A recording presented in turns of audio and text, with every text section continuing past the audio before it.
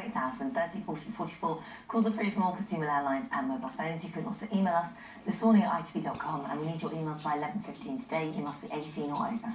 Before all of that, an estimated 3 million Brits are addicted to prescription painkillers, and for mum of two, Nikki Hari, a dependency on them saw her into rehab and even contributed to the breakup of her marriage. Well, now in recovery and determined to help others going through the same thing, Nikki is here alongside psychotherapist Joy Griffiths. Welcome to both of you. Thank you for being here. So Nikki, when do you think this began for you? Because you were pretty young, weren't you? Around about 14. What was the It wasn't until I got into recovery and therapy that I realised where my journey started. So from the age of 14, I had my tonsils out.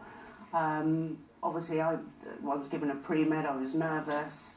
A couple of years later, I had my appendix out, and I started to like the feeling of the anaesthetic, the painkillers, and just it just took away any pain or stress that I had. Well, even you had to have a knee, you had a problem with your knee. I had several knee operations, and it got to the point where if I had a pain in my knee and I went to see a consultant, if they didn't suggest surgery, I actually got quite upset. So you were looking forward to the surgery because of the meds? I was looking forward to the surgery. Well, it was a hysterectomy 9 years ago that really it ran away with you. Yes, that's basically when I started to hit rock bottom.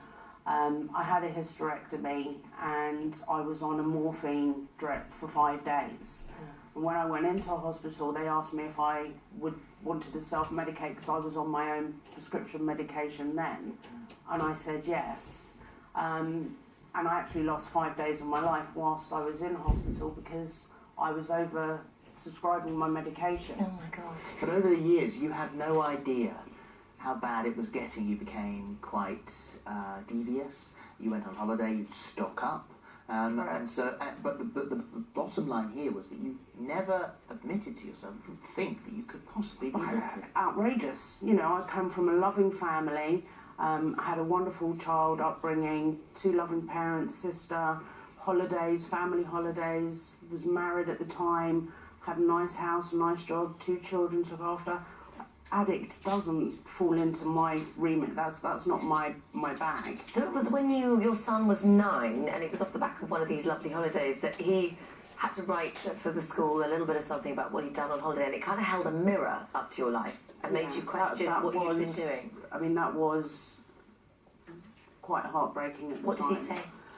Well, when the children go back after the summer holidays, they have to write what they've done in the school holidays. And my son wrote, we didn't do too much. I stayed at home. Mummy wasn't well. She was asleep most of the time.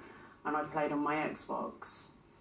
The teachers never highlighted it to me, but when he brought that piece of homework home and I read it, I just broke down. You know, I was in bits. I never told my friends about it. I think they were aware of it. I would go to doctors to try and get medication. I tried over-the-counter drugs, and I knew then when my 2 best friends came to my house, they climbed up on my dustbin because I hadn't been seen for 3 days. Didn't turn up for the school sports day, and they actually climbed onto the bins and were knocking on my bedroom window. Oh gosh. And that's when they intervened and said, it's enough. It has to stop. So they took you to rehab?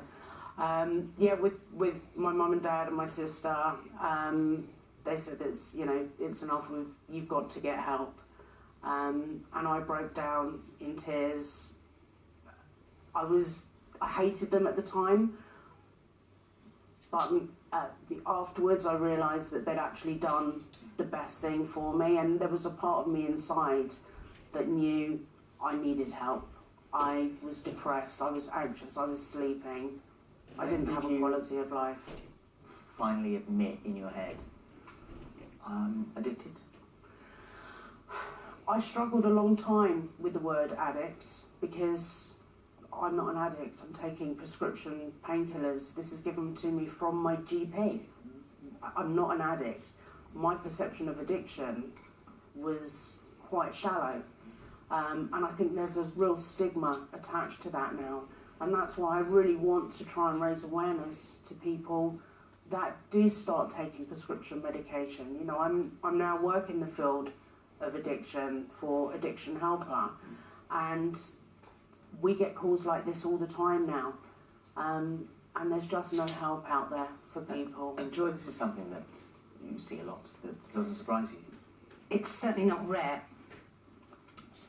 One thing I think that Nikki would really endorse is that addiction is not a judgment and it's not a punishment. It can happen to anyone under any circumstances, and the fact that people are prescribed medication by their GP and they get repeat prescriptions, again, like Nikki, they think that's fine, this is the answer, this is the solution, instead of actually saying, well, do you know what, this is what I'm doing to help change my life, but it's not my life.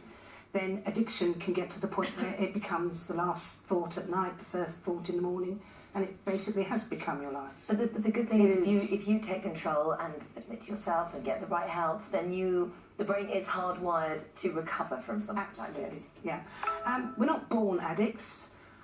Nobody has a perfect life and says, oh, my life is wonderful, what can I do to ruin it? Addiction is so often the strategy that we develop in order to deal with stuff that's tough in our lives. That whatever the behaviour or the substance that we're using, it starts off as a good thing, like helping with pain. But it's when the brain gets that pattern that this is a quick fix and a lazy way of getting my needs met, rather than saying, actually, if I had physio, it would be more painful or more difficult, but, you know, I would recover just as well. As I say, it's not a judgment, it just happens. The fact is that human beings can become addicted, but they also can recover. How do you? Because you are now in recovery, and Yes. how is your life now? Oh, you know, my life's just amazing now. You know, I'm able to give back what I've learned about myself. Addiction isn't a stigma. It affects all kinds of people. It's not a bad word. Just be aware of what is going on, you know, how long you've been taking medication for. My relationship with my children is better. Obviously my marriage broke up, but he's now in a loving relationship with his partner. I'm in a loving relationship with my partner, and we're both friends. But, you know, that was just part of my journey. Yeah. Well, thank you so much for being brave and highlighting this with us today. I know it would have struck a chord with people watching this at home. So I hope so. Thank I you very really would much. hope so. Yeah, thank you. I'll put all the details of the work that you do on our Fantastic. Exactly. Thank you. Exactly. Thank you. Still to come, from back pain to flaky